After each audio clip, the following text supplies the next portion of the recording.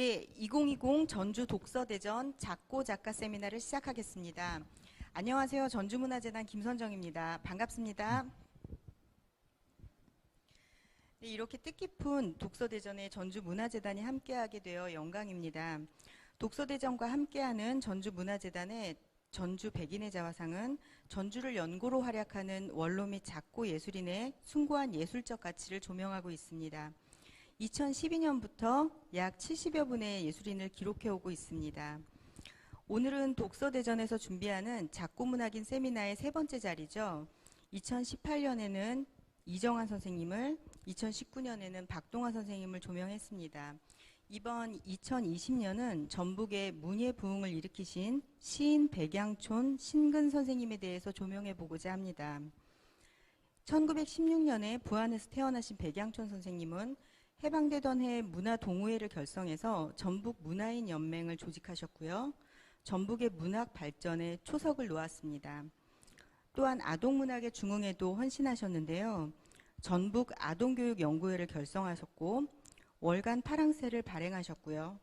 봉선화 동요회를 조직하셔 동요와 동국운동을 전개하는 등 전북의 문예부흥을 위해 부단히 힘써 주셨습니다. 먼저 오늘 발제는 시인 송희 선생님이 맡아주셨습니다. 안녕하세요. 안녕하세요. 반갑습니다. 선생님이 글을 쓰시는 동안 작고하시는 백양촌 선생님의 삶과 시를 되짚어 보시면서 눈물도 많이 흘리셨다고 합니다. 토론회는 백양촌 문학상을 수상하신 바 있으시죠? 전북예총회 소재호 회장님 자리해 주셨습니다. 반갑습니다. 예, 반갑습니다. 그리고 전북문학의 비평을 도맡아 하시는 분입니다. 최명표 문학평론가님입니다. 안녕하세요. 반갑습니다. 마지막으로 오늘 몸이 불편하신 중에 정말 귀한 걸음 해주셨어요. 백양촌 선생님의 삼남이십니다. 백양촌 선생님께서 작고하시기 전 선생님의 병상을 오랫동안 지켜주신 신현 선생님 자리해 주셨습니다. 안녕하세요. 안녕하세요. 네, 그럼 다음으로 전주문화재단 백옥선 대표이사님의 인사 말씀 듣겠습니다.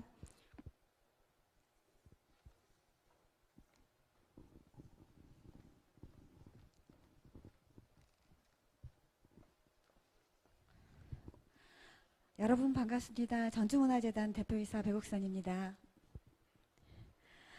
다독다독 당신을 듣겠습니다 라는 슬로건을 가지고 진행되고 있는 전주 독서대전에 전주문화재단이 동참하게 돼서 무지 기쁘고 또 설레입니다. 전주 시민 모두가 책 읽기와 글쓰기가 일상화되는 그 순간까지 전주 독서대전이 쭉 이어질 거라는 믿음을 가지고 있습니다. 오늘은 전주문화재단이 추진하고 있는 백인의 자화상 사업의 일환인 작고작가 세미나 자리입니다.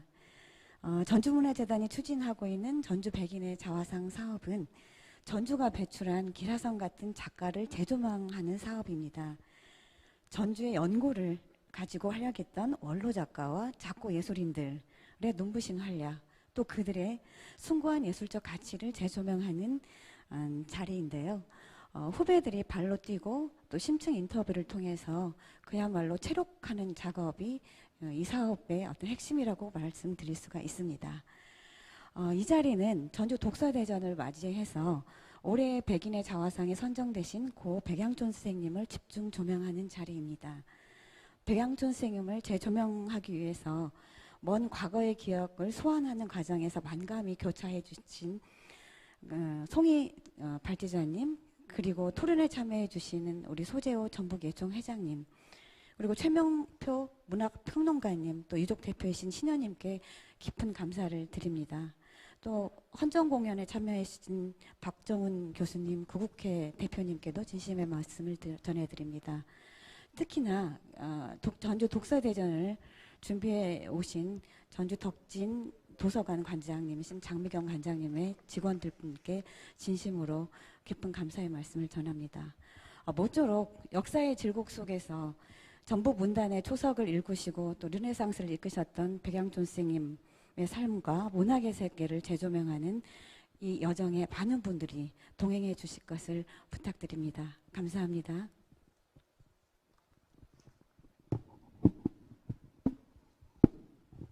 네, 대표이사님 감사합니다. 네, 그러면 오늘의 메인 무대입니다. 시인 백양촌 전북 문단의 문예부흥을 일으키다.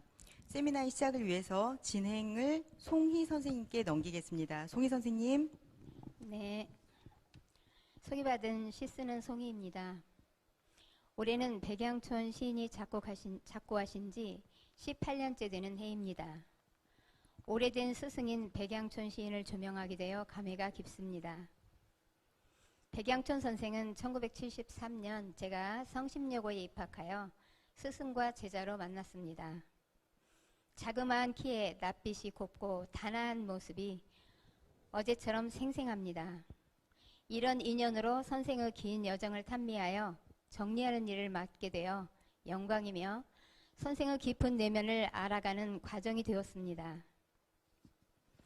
먼저 선생의 일대기를 살펴보자면 백양촌 선생은 전라북도 부안군 부안읍 동중리 97번지 부친 신영준과 어머니 김정혜 사이에서 1916년 8월 23일 본명 신근으로 태어났습니다. 수려한 변산반도와 농촌은 유년기의 정서를 다지는 환경이 되었지요. 선생이 태어난 시대는 일제강점기였고 광복과 전쟁과 혁명이 뒤얽혀 혼란스러웠으며 더구나 아버지를 일찍 여의고 여동생마저 죽게 되자 선생의 절규와 서름은 극에 달하게 됩니다. 참담한 하늘 가슴 밑바닥에 유배시키고 시를 쓰는 일에 꿈을 몰아가게 됩니다. 선생이 쓴 수필에서 인용하자면 나의 꿈은 현실을 도피하기 위한 꿈이었어요. 시의 길만이 예지로운 목표여 인생을 보다 진지하게 아름답게 이해해주는 것이라고 느꼈습니다. 라고 시 쓰는 이유를 표현한 바 있습니다. 일본에서 일찍 유학을 마치고 돌아온 선생은 22세에 김제군 진복면 정단리 출신 한 살 어린 21세의 정옥숙 교수와 결혼하게 됩니다. 가난하지만 명석한 백양촌 선생과 대농의 맏딸 정옥숙 교수와의 혼인이었습니다. 슬하에 3남 2녀를 두었으며 전주 중로송동에 터전을 잡고 1940년 무렵 전주 시청에 근무하다가 조국 광복과 더불어 전주 사범학교에서 첫 교편을 잡게 됩니다. 제가 성심여고 재학 시절에도 본명 신근이 아닌 백양촌으로 기억하는 선생은 백양촌이라는 아우를 얻기까지 새로운 감각과 참신한 인상을 주는 호를 가져야겠다고 영감이 떠오르기를 오래오래 기다렸다고 전해집니다.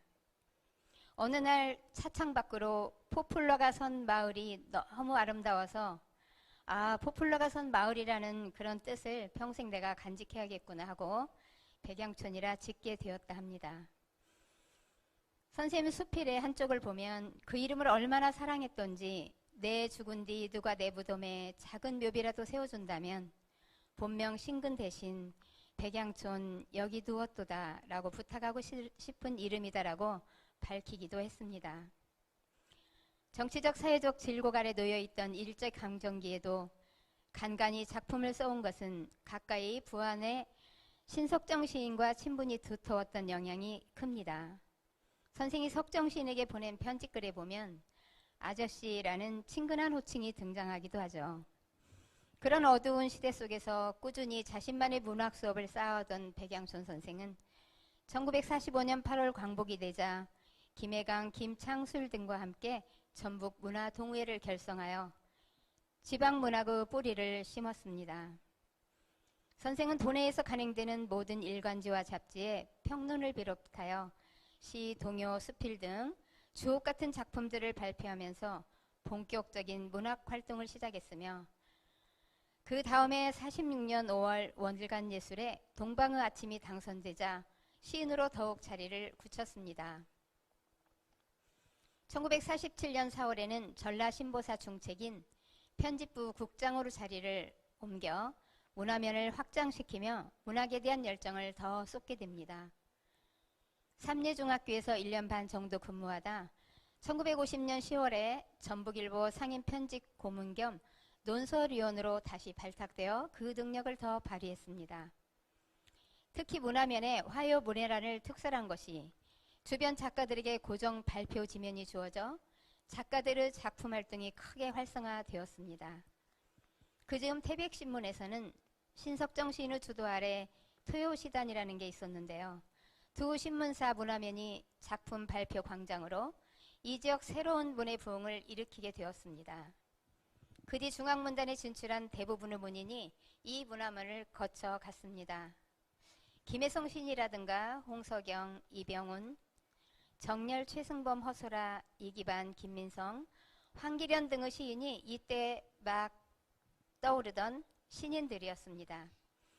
선생은 2년 반 정도 신문사에서 근무하다가 1953년 전주고등학교로 옮기게 됩니다.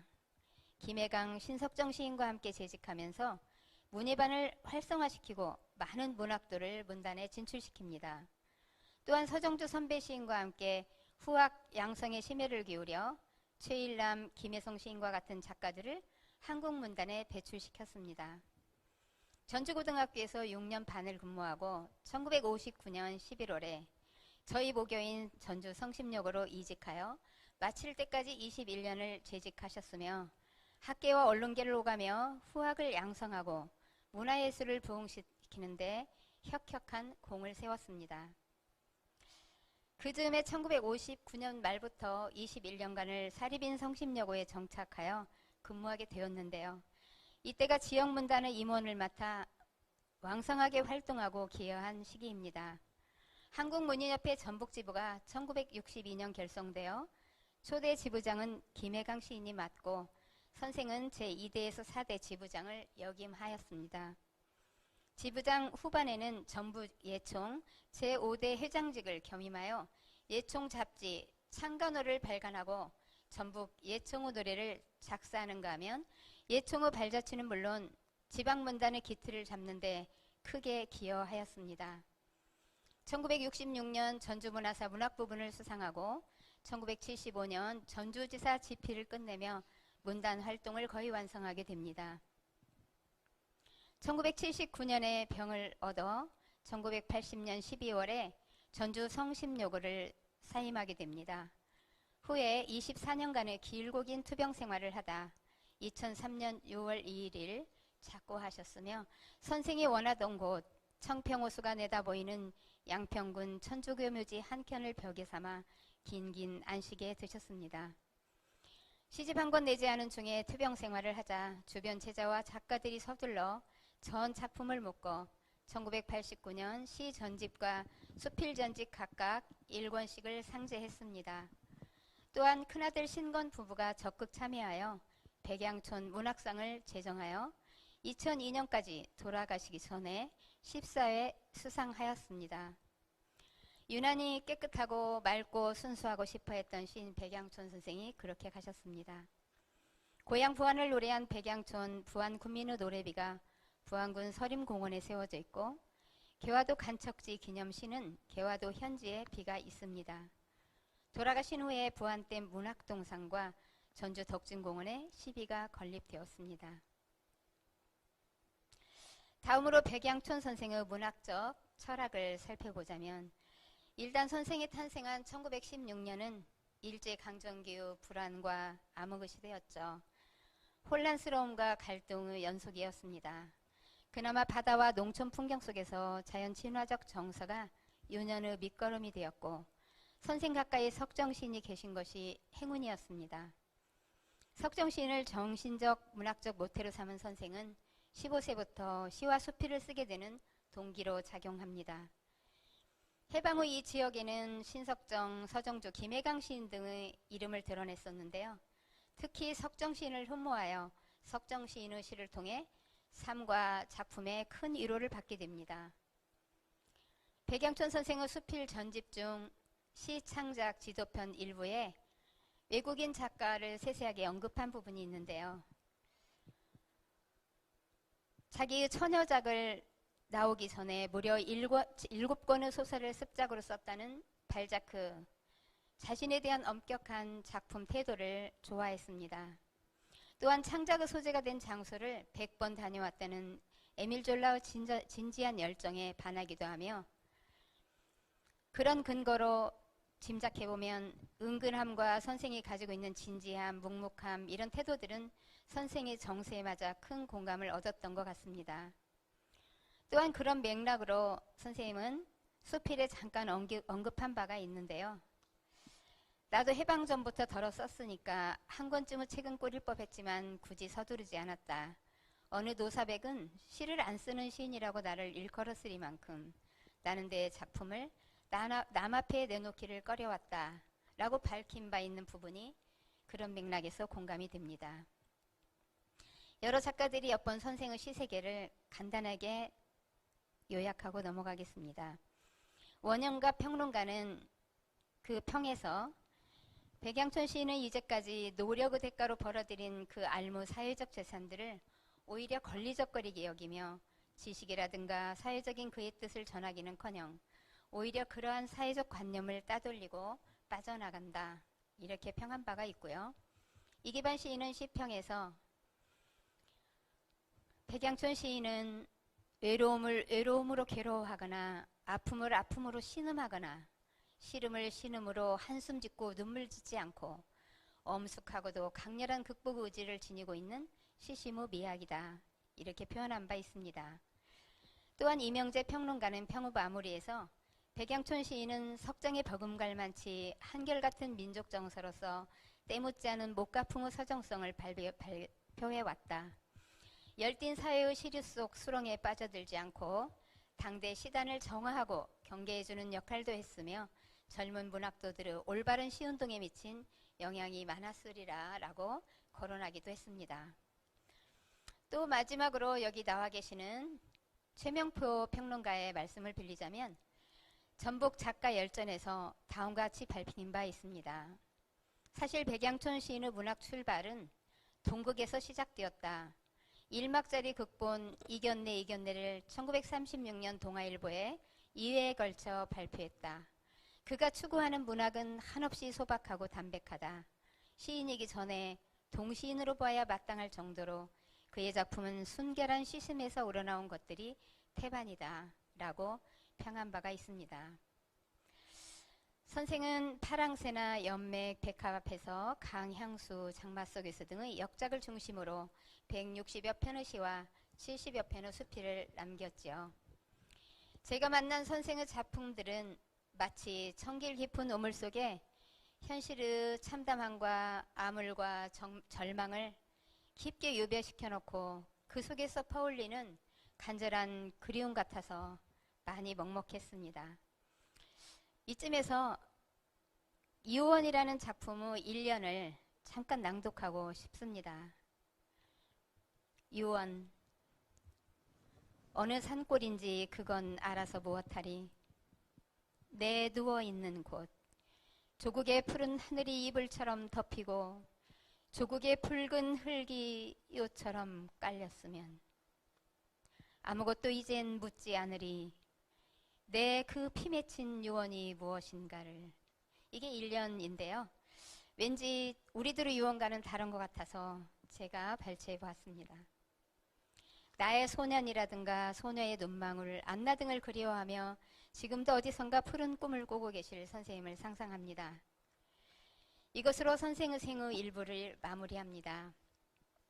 지금까지 기술한 바와 같이 백양촌 선생은 역사의 질곡 속에서도 반세기가 넘는 세월을 문학의 불모지인 지방 문학을 일구는 데 헌신하여 전북 지역 문단을 형성하는 데 혁혁한 공을 세웠습니다.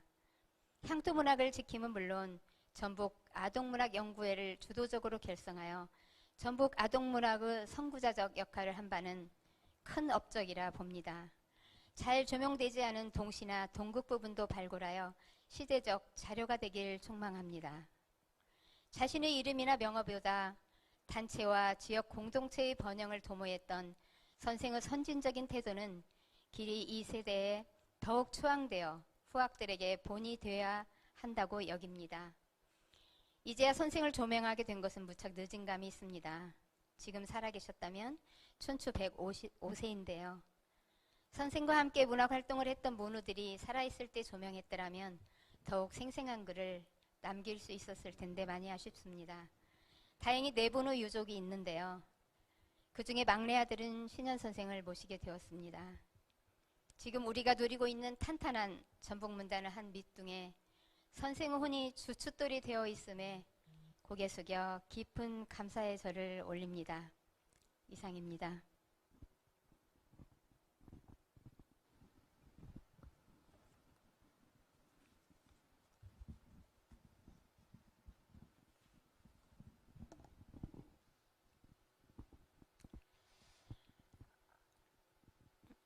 소재호 선생님, 최명포 평론가님, 신현 선생님 자리해 주셔서 반갑고요. 편찮으신데도 자리해 주신 신현 선생님 참 감사합니다. 먼저 유족이시니까 신현 선생께 아버지로서의 백양촌 선생은 어땠는지 경험한 걸 듣고 싶습니다.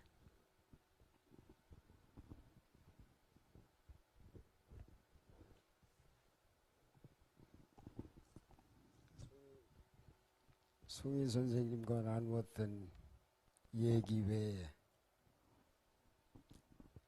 아들로서 제가 잠깐 아버님 말씀드리고자 합니다.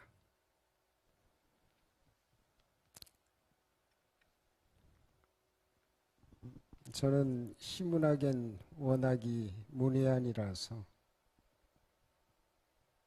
시인으로서의 아버님이 아닌 한 가족의 가장이셨던 아버님을 어렵게 기억해내 보겠습니다. 제 나이 벌써 70을 훌쩍 넘긴 지금 너무도 먼 기억들이라 조심스럽습니다. 저에게 아버님 마냥 좋은 기억만이 남아있어 결국 좋은 얘기밖에 할 수 없는데 행여 아버님 자랑 늘어놓는다 꾸지람 있으실까 걱정이 앞섭니다. 제 눈에 비친 아버님은 맑은 영혼과 내면의 열정을 가지신 가난한 선비셨습니다.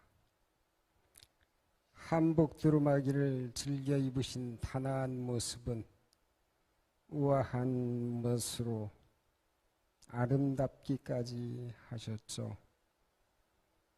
아버님은 참 검소하시고 부지런하신 분이셨습니다. 새벽녘 어쩌다 눈을 떠보면 등잔불 및 글 쓰시던 모습, 여지없이 아침 6시쯤이면 아버님께는 소중한 교통수단이었던 허름한 자전거를 열심히 닦으시고 뒷굽 따라 해진 구두를 정성껏 닦으시면서 아버님의 하루가 시작되곤 했습니다. 철없던 제 눈엔 그런 아버님의 모습이 꽤 구차해 보이기까지 단 한 번 대신에 닦아드리지 못했던 참 지질이 못된 아들이었습니다. 죄송합니다.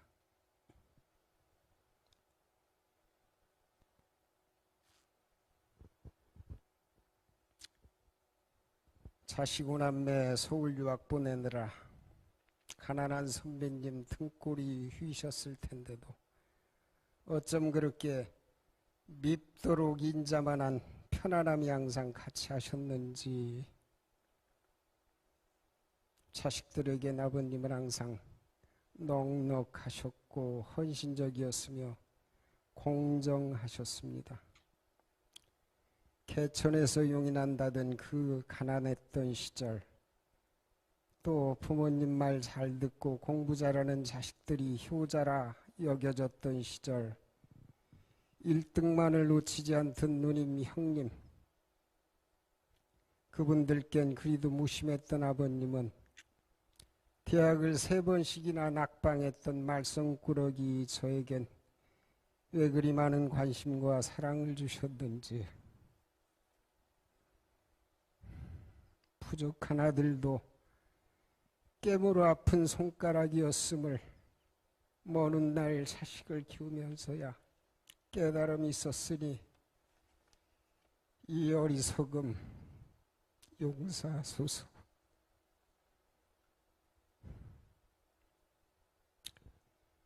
평소에 말씀이 적으셨던 아버님, 깨알 같은 글씨로 가득 채운 편지를 제가 상투를 틀 때까지 보내주시곤 했죠. 당신의 훌륭한 사상과 삶의 길을 저에게 끊임없이 전이시켜 주셨습니다.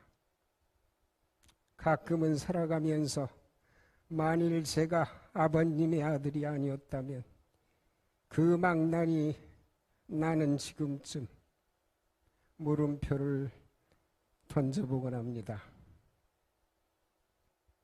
잔잔한 미술을 머금은 멋쟁이 로맨티스트 아버님은 약주 한 잔에 참 노래도 잘 부르셨는데 바위국의 아버님의 18번 노래셨죠.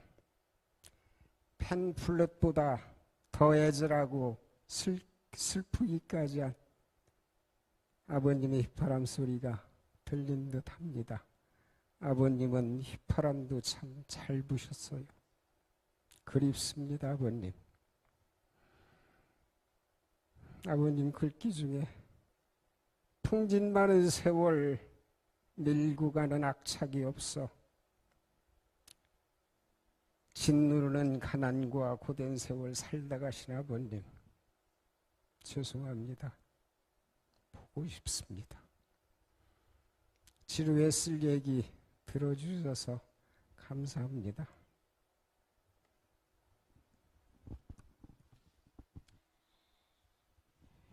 아드님 말씀을 듣자니 가슴이 먹먹해집니다. 혹시 시간이 남는다면 이따 혹시 바위고개를 한번 불러보시라고 청하겠습니다. 지금 이제 우연히도 백양촌 선생과 같은 길을 걷고 계시는 우리 소재호 예총 회장님은 백양촌 선생님도 전북문협 지부장을 2대째 하고 예총을 회장을 하셨고, 우리 소재호 시인님도 전북 지부장을 역임하고 현재 예총 회장직을 맡고 계시는데요. 세월이 간극이 큽니다만 백양촌 선생과 연관된 어떤 일화나 들려주고 싶은 얘기가 있는지요? 예. 그 백양촌 선생님을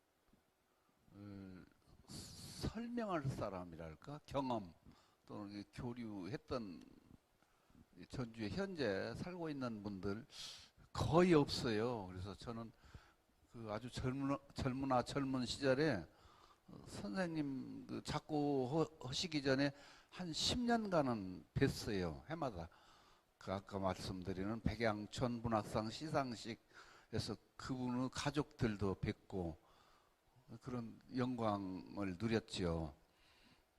송희 선생님이 발제에서 설명드리고 있는 문사들, 일컬어 이 전북문단은 1세대라고 할 수 있는 분들, 그분들이 거의 저는 모셨었어요. 식사를 같이 했거나 말석에서 술 심부름을 했거나 그래서 그런 점에서는 저는 아주 뿌듯하고 대견스러워집니다. 제 자신이 조금 일찍 태어났다는 뜻이죠. 그분들은 1세대고 저는 이제 꼭 치자면 3세대쯤 되려는가 모르겠습니다. 저는 이제 백양촌 문학상도 탔고 14회 그것이 시행되다가 중간에 끝났는데, 그 가족분들, 아드님들 아까 그 큰아드님 얘기도 잠깐 비치는데 서울대 법대 다니시고 이 검사님도 하시고 국정원장 하시고 다 하셨죠. 그 자녀분들이 다 성공하시고 그 책에 보면은 그 따님도 공부 잘하고 대대로 공부 잘하고 머리 좋고 그런 집안이었던 것 같은데, 거의 그분들하고도 제가 교류를 했고 뵙고 모시고 그랬던 과거가 있습니다. 저는 오늘 이 발제자라든지 이게 주제 발표를 하신 분들과는 달리 이분들은 이제 학문적으로 천착하거나 궁구해서 문학성 그 내밀한 문제까지를 언급하시겠지만은 저는 이제 그 흘러가는 어떤 낙숫거리랄까 경험담 이런 말씀으로 제 시간 할애된 시간을 메꿔갈 예정입니다. 그러나 저는 이제 말을 좀 길게 안 하려고 그래요. 왜냐하면 그 드릴 말씀이 또는 경험이 일천하기 때문이죠. 그 백양촌 선생님 뵀는데 항상 홍안이었다는 점요. 홍안이 이게 불구레했어요 얼굴이. 술 한잔 낮술 한잔 하신 것처럼 그랬어요. 그 근엄하시고 꼭 여성적 톤이랄까 어떤 그 목소리도 그렇거니와 문학 작품도 그렇고 아주 그 가만가만 걸음도 걸으시고 저도 이제 전주고등학교 나왔는데요. 제가 1학년 들어갈 때는 이분이 2년 전에 성심학교로 이제 옮겨셨던가 봐요. 근데 그때 같이 근무하시던 저 신석정 선생님, 그다음에 김혜강 선생님 그런 분들한테 저는 국어를 배웠어요. 자랑스럽죠. 그런 좋은 은사님들 모셨기 때문에. 그 앞에는 또 서정주 선생님도 전고에 계셨던가 봐요. 근데 저는 제 선배님들이 그분들의 얘기를 많이 해요. 어떤 추억거리라든지 어떤 일화 또는 좋은 에피소드 그런 걸 늘 들어왔습니다. 또 경험했고요. 그 뒤에도 지금 아까 언급되신 어른들 뭐 이기반 선생님이라든지 아까 뭐 홍석영 선생님이랄까 최승범 박사님 그런 줄줄이 호명되신 분들 제가 모셨던 분들입니다. 직접 제자이기도 했지만은 이제 그 한 동문회에서 인연을 맺었다고 봐야겠죠. 근데 그 아프신 중에도 꼭 그 시상식 때 나오셨는데 이게 불편하시면서도 휠체어에 이렇게 의지해 갖고 나오셨어요. 근데 아드님이 역할 다 하시고 그랬죠. 그러나 어쨌든 우리 전북문단의 후학들을 위해서 음으로 양으로 좀 기여했다고 그럴까요? 봉사한 내력이 정말 훌륭했거든요. 그래서 아까 그 전북 문예의 부흥 시대를 열었다고 하는 발제의 그 타이틀 내용처럼 또 그런 역할을 충분히 하셨다 그렇게 봅니다. 주로 이 세 분이 등장을 해요. 신석정 선생님과 김혜강 선생님, 백양촌 선생님을 그때 그 삼두마차라고 해도 과언이 아닐 정도로 1세대를 그 다른 지역보다도 이제 다른 어떤 향토문학을 주로 하는 다른 어떤 대구권이라든지 이런 데보다도 아주 크게 부흥시킨 그런 역할과 어떤 기여를 하셨다 이렇게 말씀드릴 수 있습니다. 저도 이제 말을 가끔 끊어가면서 해야겠죠. 계속 혼자 하면 안 되겠죠. 한 가지만 말씀드리자면은 전고 계실 때보다는 성심학교 쪽을 선호했던 것 같아요. 왜 그랬을까? 이제 그건 제 혼자의 담론입니다. 이제 글 속에도 그런 구절이 있는 것도 같은데 여학생들 세계에 살고 싶었지 않냐? 검은색을 좋아했어요. 검은 두루마기를 꼭 입으셨다고 그래요. 서정주 선생님이 회고담인데 그 검정 두루마기 한복 입고 그럼 아주 참잔하게 보이시죠. 신부님이나 뭐 그런 분들 검은 옷 입잖아요. 하얀 그 칼라 하고 검정 두루마기도 왜 우리나라 이렇게 하얀 동정을 달잖아요. 검은 옷도 하얀 바탕을 배경으로 해요. 검은색과 흰색을 좋아하셨다, 선호하셨다 이런 생각이 들어요. 성심학교 교복이 세라복인가 그러잖아요. 깜정 옷에 그 하얀 테를 두르는 이렇게 어깨 받침 이렇게 하는. 우리도 고등학교 다닐 때 설레였죠. 성심학교 여학생 앞에 가면 그냥 가슴 설레고 그랬던 기억이 납니다. 부끄러워서 말 한마디 못했지만은 이분도 그런 게 있었던 게 아닌가. 검은 옷 입으면서도 하얀 걸 좋아하셨어요. 시도 하얀 것이 많이 나와요. 시 속에 뭐냐면 설야 같은 거, 눈이 오는 정경, 그다음에 여기 백합 꽃을 좋아했고 백합화. 성심학교 꽃 이름은 아마 옥자마죠. 옥자마는 약간 보라색인데 그 백합 앞에서라는 시는 서정주 선생님이 대표작으로 뽑은 그런 작품인데 나중에 시간이 되면 이 시를 제가 읽으면서 조금 설명을 해드리고 싶고 저는 이제 그 검정색과 하얀색을 같이 좋아하셨다는 점. 검정색은 근엄하고 엄숙하고 존엄하고 어떤 종교적이고 그런 냄새가 난다면은 하얀색은 순결, 순종, 그 어떤 결벽하고 깨끗한 맑은 영혼, 아까 아드님도 말씀하셨는데 그 맑은 영혼, 이런 것을 상징하고 있거든요. 그건 서로 대칭과 대치되는 하지만은 사실은 상호 좋아하고 있거든요. 검은 밤이 많이 나와요, 이 양반 시에. 근데 거기에는 꼭 별이 등장하죠. 그러면은 검은색을 배경으로 해야 빛은 더 영롱하고 찬란한 법이니까요. 그래서 그 시 속에서도 그렇게 검은색과 흰색이 많이 등장을 해요. 그럼 깜장 옷 교복을 입은 여학생들의 하얀 이렇게 목티를 두르는, 제가 이제 그 이름을 모르니까 목티라고 합니다만 그런 걸 좋아하셨고 당신도 그런 복장이었고 그런 것이 연계되고 연쇄되는 그런 관계가 아닌가. 시적 그 구조도 그런 것들이 많이 등장하는 걸 볼 수가 있어요. 여기까지만 말씀드리고 다음에 시간이 주어지면 또 말씀드리겠습니다. 네, 말씀 잘 들었습니다. 다음은 최명표 작가님은 그 전북문단 70년사나 전북 작가 열전을 정리하신 걸 보고 제가 깜짝 놀랐습니다. 미처 제가 다 보지 못한 쪽인데요. 백양촌 동시론을 이 자리에서 들으려고 제가 준비했는데요. 그분의 동시론에 대해서 좀 언급해 주셨으면 해요.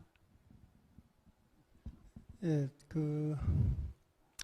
사실 백양촌 선생님이 맨 처음에 문자화된 백양촌 선생님의 작품이 36년 이겼네 이겼네라는 동극인데 굉장히 짧습니다. 이게 1막짜리고 이겼네 이겼네라는 거는 뭐냐면 백양촌 선생님의 어떤 사상적인 거, 혹은 시적인 미래상을 그 속에 그대로 담고 있는 작품인데 겨울이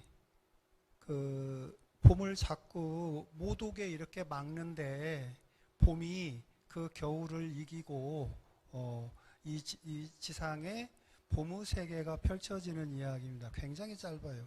근데 주제를 보면 그 당시 36년이라는 일제치하고 그 다음에 백양촌 선생님이 생각하고 있는 어떤 그런 봄, 그런 것들이 아마 그 시절이 일본에서 이렇게 돌아오신 다음인지 어쩐지는 모르겠습니다만은 어쨌든 그 시대 상황하고 관련시키면 백양촌 선생님께서 품고 계셨던 사상적인 면이 그대로 배어있는 작품이지 않은가, 그런 말씀을 먼저 드리겠습니다.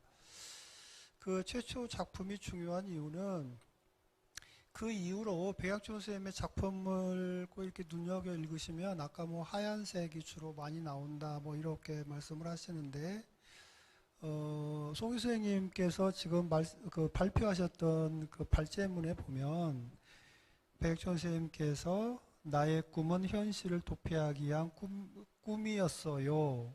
즉 당신의 그 문학이라는 거는 결국은 어떤 꿈, 이상 세계를 향한 그런 열망이었고 그런 도피 어떤 그 행위였다면 이 양반이 당신의 필명 혹은 호로 삼았던 백양촌이라는 이름 자체가 그곳으로 향하게 되는 어떤 신장로에 심어진 포플러를 보고 굉장히 낭만적인 생각인데 그걸 보고 긍정적인 생각을 표출하신 것처럼 백양촌이라고 좌우한 것 자체가 그 어떤 당신이 꿈꾸는 그 세계로 나아가기 위한 그 어떤 이상향을 백양촌이라고 좌우를 했다면 그 신장로는 거기에 다다르는 어떤 통로가 될 테고 그 다음에 그런 것들이 전부 다 당신의 그 도피를 향한 꿈 혹은 이상향 이상 세계를 열망하고 있지 않은가 그런 생각이 듭니다.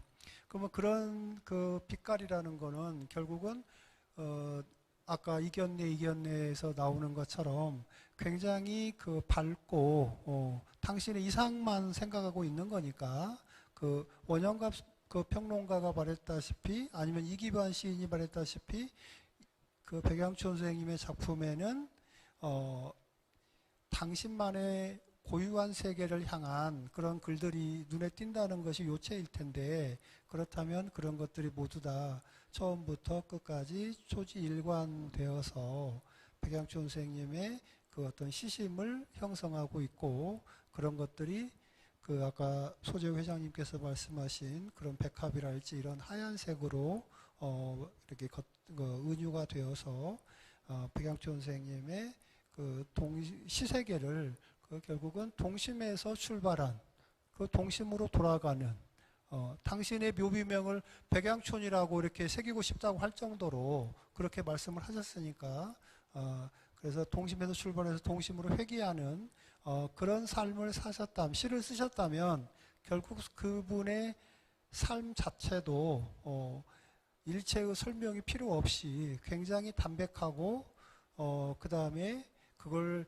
구체적으로 말하면 앞에 나서기보다는 뒤에서 이렇게 남을 돕고 이러는 일에 그 앞장서셨을 성품이 절로 드러나지 않는가 그런 생각이 들어서 제가 그 작가 일전에서 백양촌 선생님의 그 시세계를 그 동시 쪽에서 일부러 이렇게 조명했던 것 같습니다. 예. 네. 저도 그 잠깐 얼핏 보고요. 이 행사 끝나고 제대로 다시 볼 생각입니다. 최근에 이 행사를 생각하면서 그 포플러에 대한 생각을 하고 있었는데요. 우연히 그 진안에 있는 구봉산 그 앞길을 지나서 운이람 반이람 쪽으로 가다가 정말 포플러가 있는 아름다운 마을을 보게 됐어요. 그 한 3, 4일 전의 이야기입니다. 너무 예뻐서 사진을 한 장 찍어 왔습니다. 선생님은 아까 친현 선생님 말씀 잘 들었는데요. 지난번에 저랑 이게 잠깐 인터뷰할 때 아버지가 100년을 일찍 앞서 사신 분이다라고 표현한 적이 있습니다. 그거를 뭐 전체적으로 다 조망할 수는 없지만 어떤 한 꼭지라도 뭐 선생님 외대 이야기를 들려주셨던 거로 기억나는데요. 그런 앞서 가신 부분 그 얘기를 좀 듣고 싶습니다. 그게 아니라면 혹은 왜 여기 전주에 가까이도 천주교 묘지가 많은데 청평까지 가게 됐을까 하는 것도 궁금했습니다.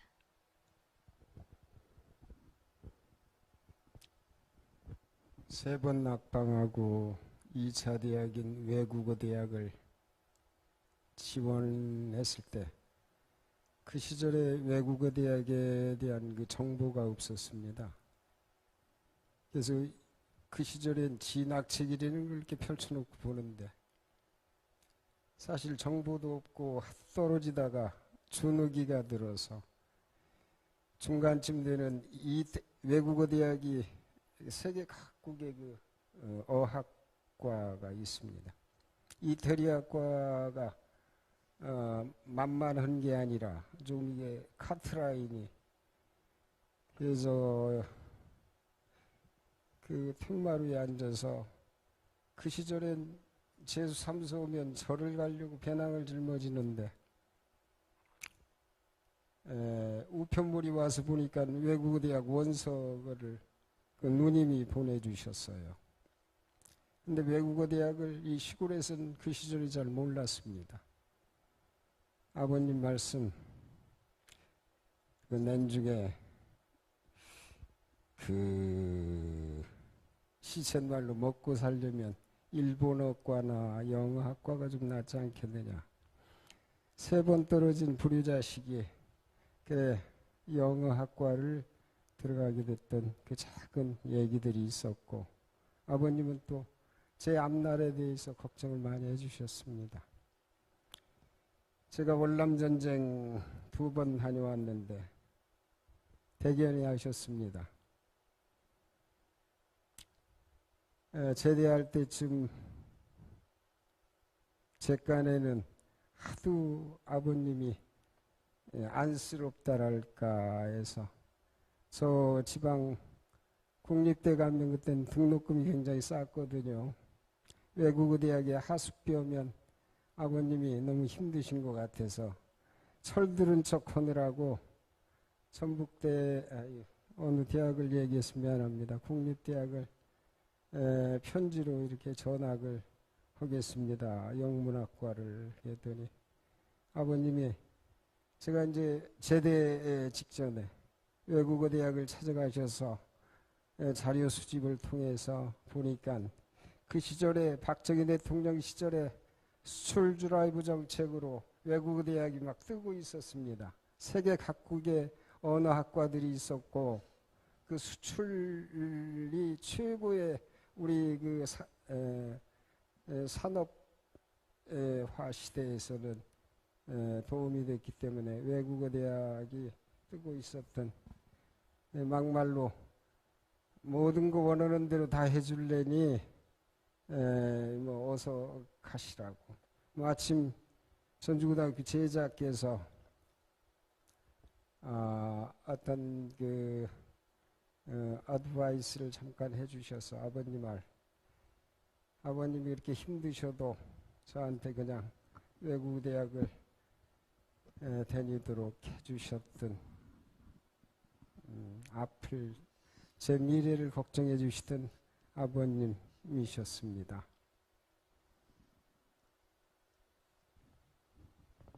네, 감사합니다. 또 다시 기회가 되면 또 여쭙겠습니다.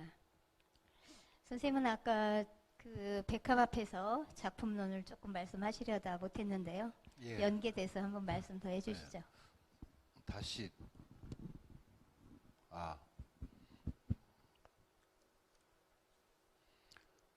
예, 마이크 잡을 기회를 또 주셔서 감사합니다. 그 서정주 선생님이 이제 문지부 그 서문에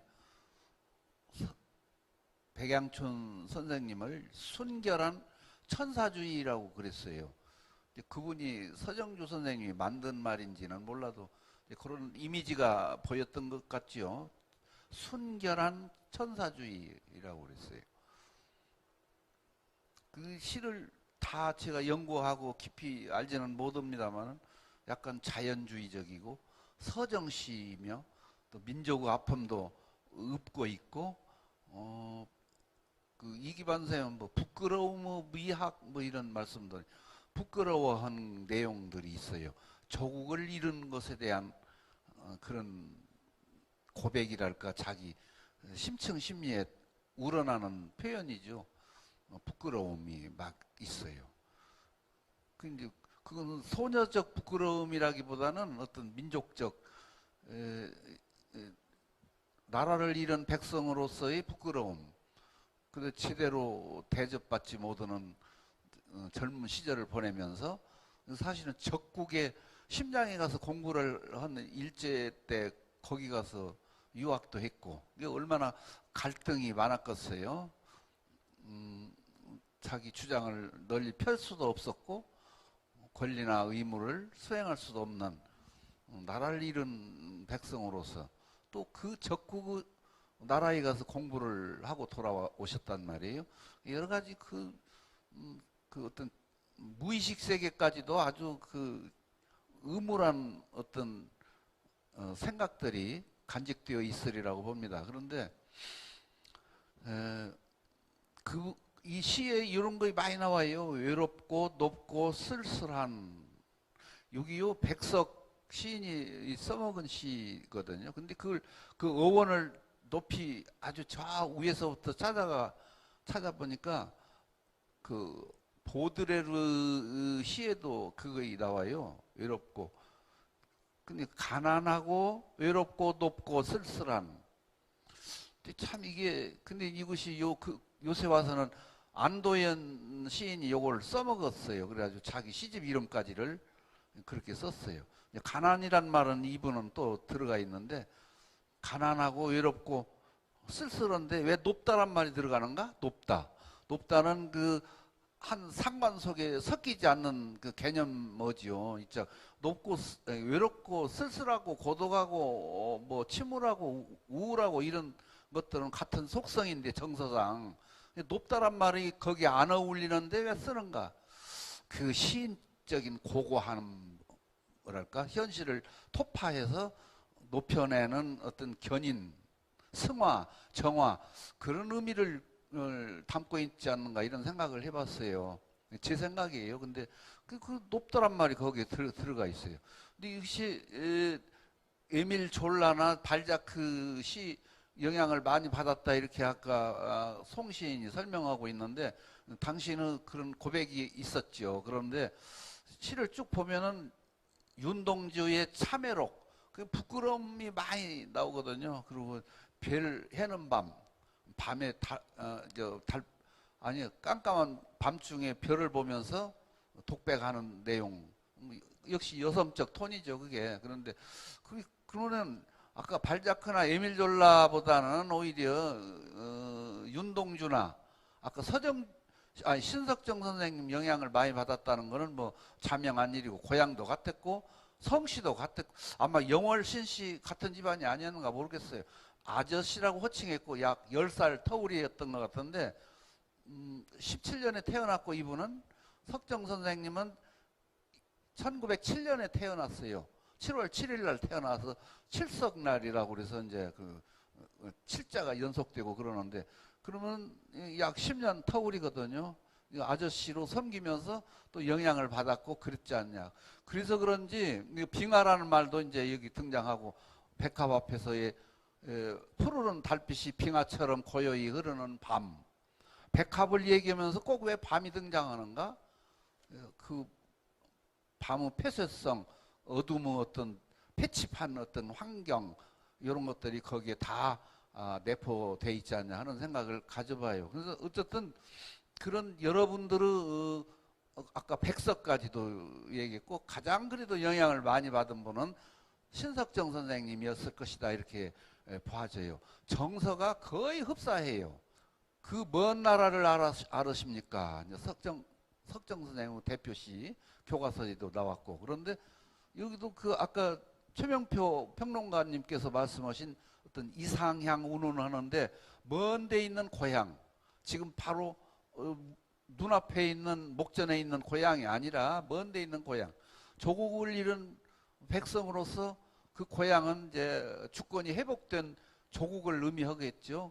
그런 동시대의 사람들에게는 동시대의 흐름이 있어요. 그것은 정서라고 볼 수도 있고 사상이라고 볼 수도 있는 것이겠죠. 그런 것들이 흐름이 똑같이 일관되게 흘러요. 참 우울하고 말하자면 이거 세기말 사상이라고 하는데 우울하고 음침하고 그런 시대를 살았어요. 우리는 더군다나 나라를 잃었던 백성이었으니까 참 불행한 시대를 산 어른들입니다. 그 참 개척자 정신으로 선구자 정신으로 오늘의 그 풍족하고 위대한 유산을 우리에게 남겨줘서 우리 후학들은 정말 감사를 느껴야 합니다. 마지막으로요, 이제 이 얘기를 길게 하면 좀 그럴 것 같아서 좀 줄이고요. 그 백합 앞에서는 그 성심학교 교지가 옥자마였던 것 같은데 1964년에 발행한 거기에 백합 앞에서 근데 그 서정주 선생님이 이걸 상당히 치하를 많이 했어요. 너는 차라리 푸르른 달빛이 빙하처럼 고요히 흐르는 밤 오랜 뉴침 앞에 기도드리고 일어선 백합같이 하얀 손에 만져지라. 그 뉴침이 뭐냐면 회한이거든요. 그 부끄러움이요. 이게 또 그것이 다 백합 앞에서도 그런 것이 드러나 있어요. 백합은 하얀 정결한 꽃이죠. 여성성이죠. 그게 순결, 순정, 순수, 순백 다 거기에 포함되는데 하얀 밤을 지내와서 그것이 피지요. 오로지 별빛을 받아서 피어나죠. 아침에 여명과 더불어 초롱초롱 이슬을 먹으면서 피어난 것이 백합이지요. 그 순결성. 이 어른이 이 젊은 시절 64년도니까 저는 64년도에 고등학교 졸업한 때입니다. 이 어른은 이렇게 풍성한 정서를 누리는 시를 썼어요. 가뭇한 옛날 어느 착하니 목숨을 걸어 점쳐 두었을 단 하나의 별. 별이 등장해요. 이 별 해는 밤 윤동주와 흡사한 대목이 많이 있어요. 밤이 나오고 별이 나오고 뭐 이런 것도. 그리고 뭐 하여간 그 비슷한 구절들도 시어들이 많이 선택되고 있고. 그리고 이 하늘 및 호울로 군림하는 성결한 내 모습. 동수녀는 이제 한자 말인데 우리가 요새 안 쓰는데 수행하는, 동행하는 여자 뭐 그런 뜻인 것 같아요. 동수녀 스치고 간 까만 옷 자락이 나와요. 분향처럼 피어오르는 그 간 향취가 핏줄마다 이랑이랑 퍼져오르면 고인 눈물 찬란히 빛나는 그리움도 솟아라. 더욱 아쉬움이 이렇게 간절한 나날 방울방울 쏟아지는 선열의 몸을 적셔도 내 앞에 선 천년 시름도 잊혀지는 은혜로움으로 있어라. 백합 그걸 보고 이렇게 막 우주가 등장하고 천년이라는 연륜이 나오고 그래요. 방대하죠. 우주를 널리 보는 시야가 트여 있는 어른이거든요. 왜소한 체구에 패칩된 시대를 살아왔으면서도 광활한 시세계를 열고 계신 위대한 어른이십니다. 다음에 또 기회 있으면 말씀드릴게요. 네, 백합을 저렇게 열정적으로 표현해 주셨네요. 최명표 작가님께 마이크를 넘기겠습니다. 지역 문단사에 그 미친 영향은 익히 파악되어 있습니다만 그분이 남긴 업적을 더 조명하고 싶거나 뭐 다른 하실 말씀을 더 해주셨으면 좋겠습니다. 예, 백양준 선생님께서 나름대로 독자적인 시세계도 이렇게 구축하시고 끝까지 시장 활동을 전개를 하셨지만 저는 그보다는 오늘 독서대전에서 백양촌을 이렇게 호명하게 된 것처럼 전북문단이 식민지 시대에는 굉장히 선진적이었습니다. 선진적이었던 전북문단이 해방을 맞이해서 굉장히 어느 지역이나 그랬지만 특히 전라북도 지역 같은 경우는 이념의 골이 깊어서 격렬하게 이렇게 싸우는 과정이었는데 그때 백양춘 선생님께서 아까 말씀드렸다시피 이렇게 그야 당신이 앞에 나셨으면 그렇게 되질 못했겠죠. 뒤에서 선배들 예를 들자면 이병기 선생을 비롯해서 이병기, 김해강, 신석정 이런 김창술 이런 정우상 6.25 때 돌아가셨는데 정우상 이런 쟁쟁한 분들의 뒤에서 수발해 가면서 문단의 정지 작업을 이렇게 하신 것이 오히려 우리 전북문학사를 위해서는 훨씬 더 조명이 돼야 된다고 생각합니다. 구체적으로 이분께서 45년 8월 27일 날 이제 김해강하고 김구진 연극하는 분입니다. 김구진 같은 분을 모시고 전북 문화인 연맹을 만듭니다. 그리고는 이제 이듬해 2월 달에 최만식을 비롯해서 이병기, 최만식, 신석정, 정우상 이런 사람과 함께 전북 문화인 연맹을 조직하게 되는데 이름 자체를 보시면 그 당시 시국의 상황을 그대로 담고 있습니다.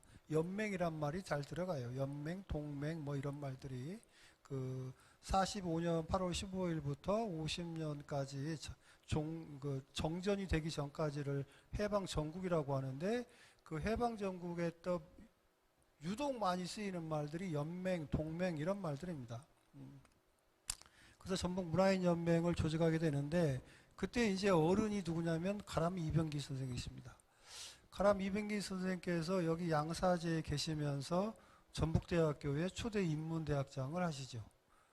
그래서 이제 그분이 이병기 선생이 앞에 딱 나가시고 그 뒷줄에 이제 김해강, 신석정, 김창술 이 정도 서고 그 뒷줄에 이제 백양춘 선생 정도 이렇게 박상남이나 이런 사람들이 뒤에서 줄을 서고 이렇게 전주 시내를 걸어가셨겠죠. 근데 이제 백양춘 선생님께서 고평을 받으셔야 될 부분은 이 양반이 46년 2월에 전북 아동교육연구회라는 걸 만들어가지고 파랑새라는 잡지를 만들어낸 이야기입니다. 왜냐하면 48년 8월 15일 날 대한민국 정부가 수립되기 이전까지는 교과서가 없어요. 학교에. 그 말은 더 좁혀서 이야기를 하면 문학이 무엇인지를 아이들이 모릅니다. 왜냐하면 국어 교과서가 없으니까 문학이 무엇인지도 몰랐고 시가 뭔지 소설이 뭔지 아무것도 몰랐죠. 그 시절에 파랑새라는 잡지를 만들어내게 되는데 이게 전주가 완판본의 성지라는 것하고도 관련되어 있습니다. 왜냐하면 45년 8월 16일 날 해방되자마자 그 다음 날 전주에서 우리나라 최초의 신문이 나옵니다. 그게 건국시보예요. 그 건국시보가 해방된 다음 날 나와요. 그 다음에 이제 46년 2월에 파랑새가 나오는데 이것도 우리나라 최초의 아동 잡지입니다. 해방 후에. 그 말은 무슨 말이냐? 이런 것을 찍어낼 수 있을 만한 인쇄시설을 전주가 갖고 있었기 때문에, 즉 완판본의 성지였기 때문에 그 사람들도 그런 인식을 가졌고 그 다음에 우리가 그런 시설이나 활자를 갖고 있었기 때문에 가능한 일이었을 텐데, 어쨌든 그 파랑새가 나옴으로 인해서 전라북도의 그 초중학생들이 그거를 교과서로 삼습니다. 국어 교과서로. 그게 4, 5까지밖에 못 나와요. 돈이 없이 무료로 초중학교에 배포를 했기 때문에 그게 이제 4, 5까지밖에 못 나오게 되는데, 그때 그 편집을 했던 사람이 김영만이라는 사람이고, 그 김영만이가 여러분들께서도 아시는 그 대한민국의 대표적인 여성지 여원을 획기적으로 편집한 사람이 그 김영만이라는 사람입니다. 이 사람이 파랑새를 편집을 하게 돼요. 어쨌든 그 파랑새를 백양춘 선생님께서 이렇게 저기를 하시는 통에 우리 전라북도의 초중학생들이 문학이 무엇인지를 알게 됐다는 것. 그 다음에 두 번째가 그 8년에 만들게 되는 봉선화 동요연구회인데, 이 동요가 해방되고 나서 아이들이 굉장히 우울해 있고 그 다음에 그 사기가 떨어져 있을 때, 왜냐하면 어른들은 좌다 우다 싸우고 있으니까 아이들은 굉장히 뭐 어떻게 할 줄을 모르잖아요. 교과서도 없고 학교도 변변치 않고. 그럴 때 아이들의 정서 순화를 위해서 백양춘 선생님께서 그 봉선화 동요연구회를 조직했다는 것은 굉장히 선진적이죠. 아까 그 아드님께서 뭐 100년을 앞서 사셨다고 하는데, 이런 것이야말로 100년을 앞을 내다보는 일이 아닌가, 저는 그렇게 생각합니다. 문학사적으로. 그것이 이제 그 62년에 그 전북 문인협회가 조직이 되면서 문단이 이제 제도화되고, 그 다음에 아마 올해가 전북 아동문학회가 60주년이 된다고 제가 알고 있는데, 그 백양춘 선생님께서 그렇게 그 형극을 게재하시고 그 길을 걸으셨기 때문에 우리 전북 아동문학회가 지금 60주년을 맞이하게 되고, 이런 걸로 미루어 볼 때 백양춘 선생님께서 그 어떤 뚜레단 시세계를 구축한 것도 높이 평가해야 되지만, 저는 그보다도 전북문학사에서 전북문단이 출범하기 전까지 그 혼란기를 정지하셨던 일에 대해서 우리 모든 그 문학가족이랄지 도민들이 거기에 대해서 그 백양춘 선생님의 그 족적을 공을 인정해야 된다고 저는 그렇게 생각을 합니다. 네.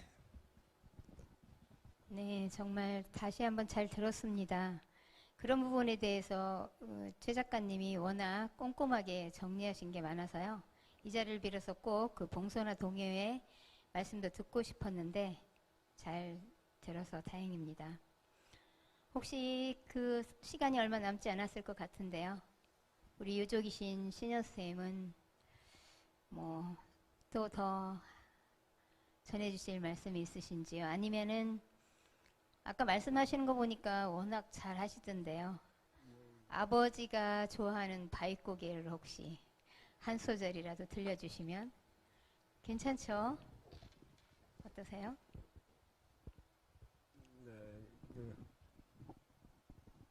아버님 연세 4, 50대 때 항상 약주 한 잔 오시면 이렇게 휘파람 불고 집에 오시면 제일 좋아하시던 바우곡에 제가 그 시절의 아버님보다 20여 년 이제 늙었으니까 지금 제가 부르는 노래보다 10배쯤은 아버님이 더 잘 하셨으리라고 봅니다. 제가 쉰 목소리로 아버님 추억하겠습니다. 바우곡의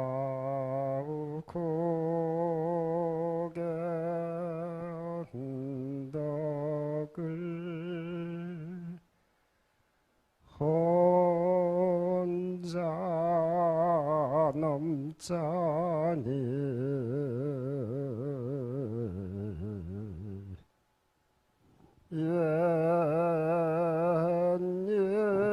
옛님이 그리워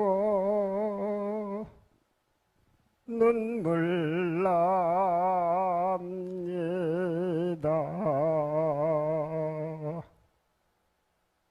고개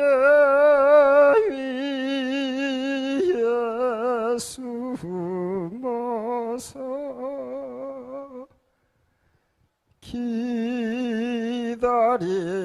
기다리던 님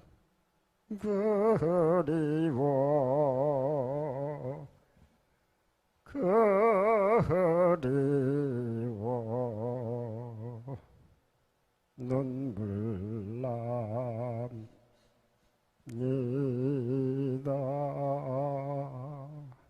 고맙습니다. 와, 혹시 부전공으로 성악하셨어요? 아버님이 조금 아까 전의를 시켜주신 것 같은데. 아니, 예. 정말 안 시켰으면 큰일 날 뻔 알았습니다. 고맙습니다. 여기 모시기도 편찮으시다고 그렇게 힘들어 하셨는데 이렇게 노래까지 해주실 줄은 정말 몰랐어요. 저도 이제 우리 최명표 작가님이나 아드님 신현 선생님 말씀만 따라 100년이나 앞서 사신 분이라는 대목이 작품에서도 이렇게 드러나요. 그래서 회한이라든가 첫여름어들에선가 그런 시에서도 선생님이 자기 자신과 마음이나 꿈을 동일시하지 않고 이렇게 마음아 너는 어디로 흘러가서 뭘 좀 해주렴 이런 대목이라든가 꿈아 너는 지금 어디쯤 가고 있니 라든가 이런 것들이 자기 자신의 감정에 막 그런 감정들을 불안이나 절망이나 이런 거를 동일시하지 않고 떼어서 볼 수 있는 그런 높은 의식의 소유자였구나. 저는 이제 개인적으로 심리 쪽을 사람들을 치유하는 일을 하고 있는데요. 한 25년 공부해서 이제 겨우 되거든요. 근데 그분의 작품을 보면 그렇게 참 100년을 앞서가신 분이라는 그 의식이 저는 정말 와닿았습니다. 또 선생님이 주변에 천주교 묘지도 많이 있었을 텐데 청평까지 가서 모신 혹시 별 또 다른 경위가 있을까요?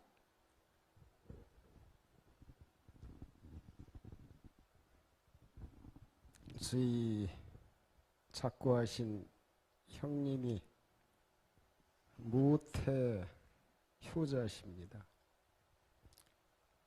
미국의 작은 형님 잠깐 서울에 오셨을 때 저하고 작은 형님 아버님 어느 종로 저녁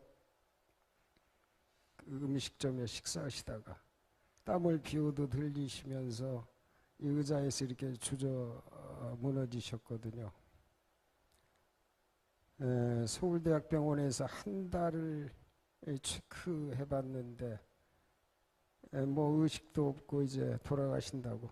그 전에 그 오랜 전에 제가 고등학교 1학년 때부터 그 연탄가스 사고로 며칠씩 병원에 이렇게 가셔서 3일 만에 정신이 드시고 그러시던 일이 아마 이제 서울에서 피곤하시고 그래서 그 뇌 쪽에 이제 문제가 와서 한 달 지나니까 볼이 전부 이제 들어가고 이제 그 뭐 송장같이 이렇게 형님이 백방으로 서울대학병원에서 이제 최후 통첩을 받았으니까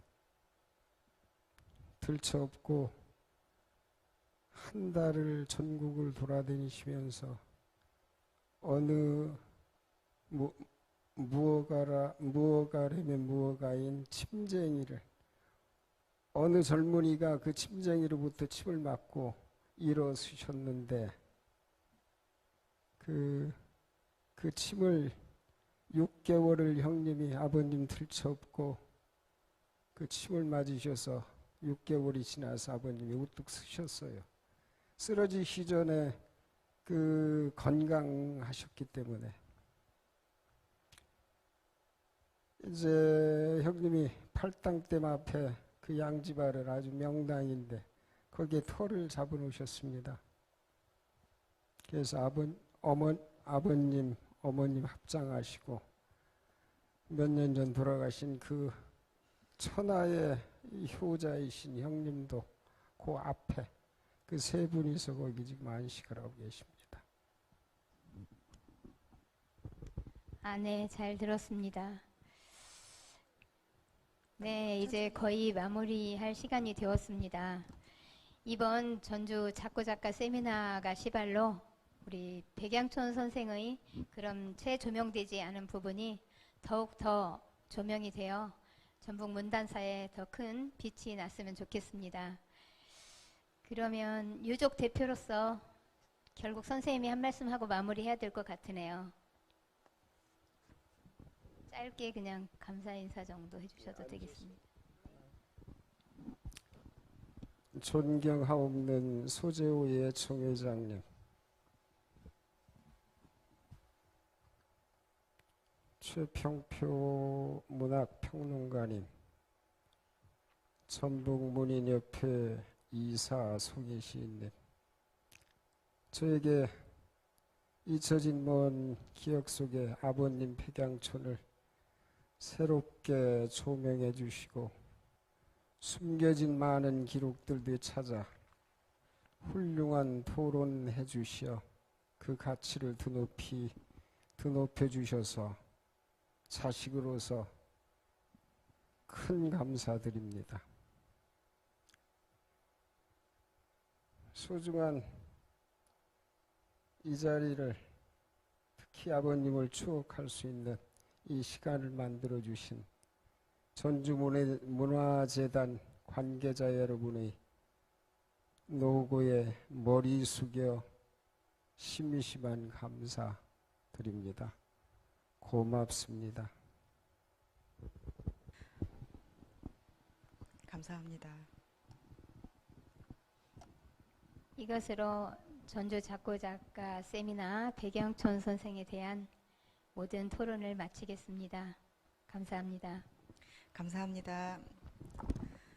네, 선생님 그 백양촌 선생님의 그 삶을 들으면서 정말 그 척박했던 그 시절에도 불구하고 그 문학을 놓지 않으셨던 것을 들으면서 지금 이렇게 풍요로운 시절에 이렇게 불만을 갖고 있는 제가 정말 한없이 부끄러웠습니다. 그러면 아쉬움을 뒤로 하고 오늘 독서대전이 마련한 작고작가 세미나는 여기서 마치도록 하겠습니다. 오늘 자리 빛내주신 모든 분들께 다시 한번 진심으로 감사드립니다.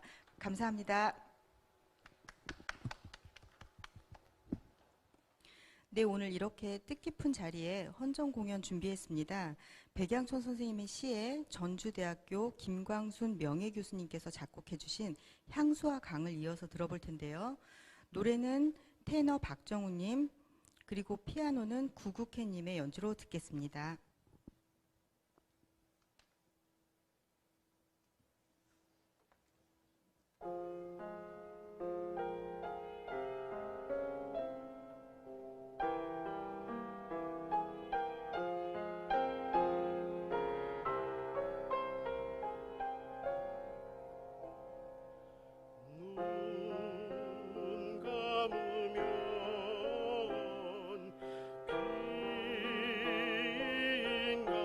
가슴에 떠오르는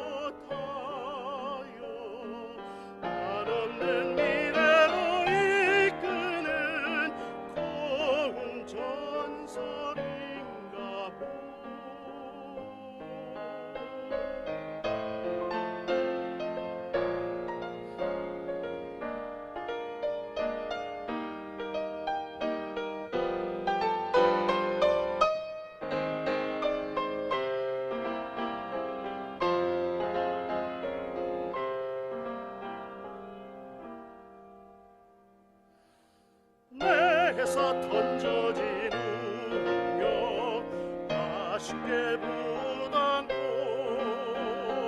지길 돌아 돌아 바닷길 찾는 표박자 그래도 고향의 옛바다 그리고 물섭에 누워 옛꿈 더듬으면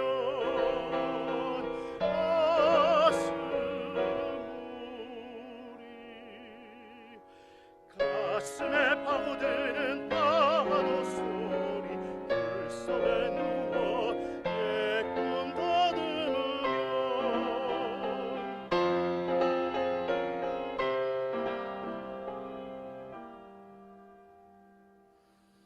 행여 또 하나 보라네 기약인 저 가슴 설레이요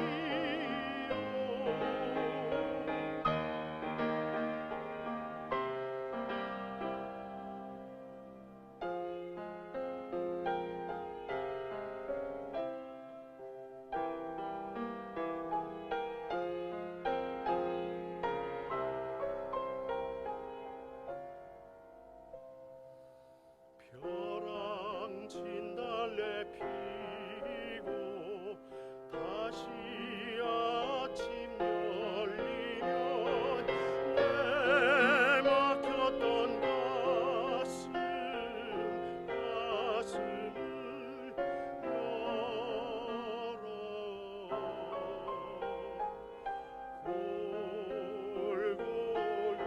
골골골골이 성자 부리고 긴 회 안에 목 놓아